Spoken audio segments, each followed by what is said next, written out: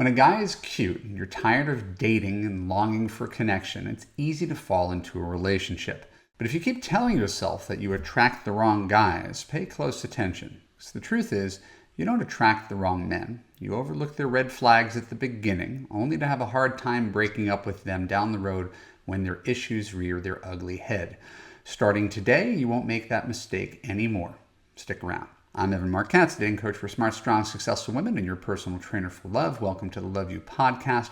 Keep listening to when you should act on red flags. When we're done, I'll let you know how to apply to love you to create a passionate relationship where you feel safe, heard, and understood.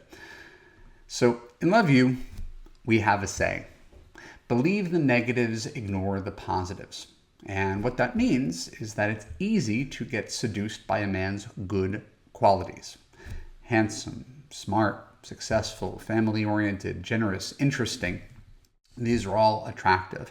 And once you like a guy because of these and other qualities, there's a tendency to not see his negative qualities, or to acknowledge his negative qualities but sweep them under the rug because of the attractiveness of the former qualities. And because of brain chemistry, dopamine, serotonin, norepinephrine, you get so intoxicated with the possibilities of what it might mean to have this high for the rest of your life that you essentially get hooked on a guy, just like you could get hooked on a drug. Cocaine, methamphetamine lights up the same pleasure centers of your brain.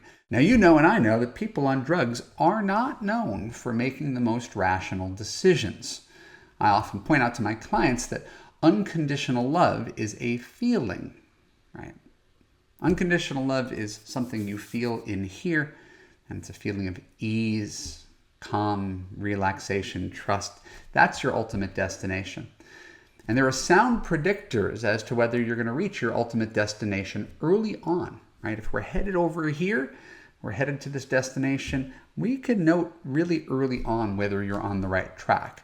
So I look at this like there's predictable obstacles that can tell you at the beginning of your relationship that you're taking on too much risk. And in Love You, we're all about avoiding risk. If we avoid risk, we don't make huge mistakes. Right? Not emotional risk when there's the chance of someone falling in love with you, but taking on something where from the outside we could see in advance the iceberg up ahead so the Titanic doesn't have to hit it. And I've talked about this in other videos. Not sure if he ever wants to get married, and you do? Pass. Just out of a serious relationship? Pass. Currently struggling with money, employment, addiction? Pass. He's been dating you for 2 months, but you still only see him once a week? Pass. He's been texting you regularly, but you don't know the next time you're going to see him? Pass. It's easy to understand this intellectually. It's harder to do. Passing on these guys means acknowledging that he could be a decent person, and you can share a genuine connection, but that still doesn't make him a good long-term husband prospect. And when you don't have me or 100 other smart, strong, successful women in Love You whispering in your ear telling you to pass, it's easy to lapse back into your default setting. And what's your default setting?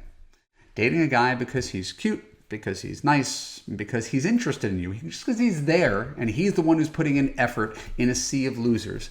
Finally, we got one guy who's doing the things right. Problem is that, like 90% of the population, he, in his current form, is not the man that you ultimately need him to be. It's an example of short-term thinking rather than long-term thinking, right? And when we're dating, when the stakes are so high, we need to think long-term. If you choose a guy at the beginning who is confused about what he wants or is battling his own crises that occupy the majority of his attention, right? Whether it's the ex-wife crisis or the midlife crisis or his health crisis, we could have empathy for him. But he's a vortex. He's not in a great place. And you can't be too surprised that a guy who's not in a great place can't make you feel safe, can't give you what you need, despite his words, despite his best intentions.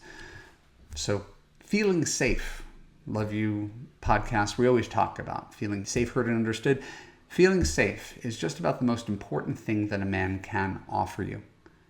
All right? So ask yourself this question when you're assessing whether your guy has the potential to be a keeper. Are you an option or are you a priority? If you're an option, not for the first month when everybody's an option, but once you've crossed the threshold into being a couple, if you're an option and not a priority, get out. And if you're a priority, that still doesn't mean you're in the clear. A guy giving you his 100% only matters if that guy is in a place to be the man you need him to be. There's lots of guys who are doing the best that they can, right? But are the equivalent of, a sinking ship. So the fact is, any one thing can sink a relationship. One thing, right? Titanic's a big, gorgeous ship. It took one iceberg to blow a hole in it to sink the relationship.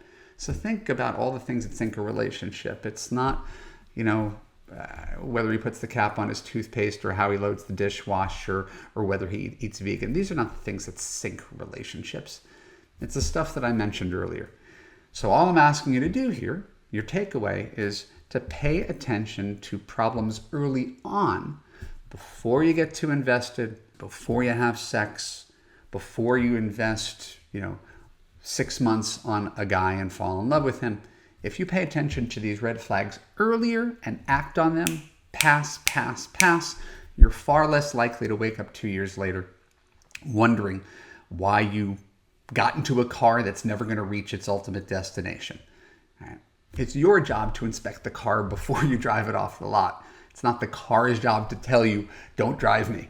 And that's what it is like with these guys. They're never going to tell you point blank, stay away from me.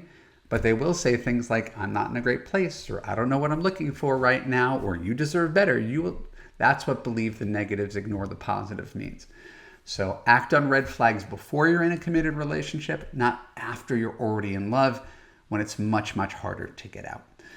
My name is Marc Katz. Thanks for tuning into the Love You podcast. For more episodes like this on YouTube, click on the subscribe button, ring the bell, and choose all to get notified when new content comes out.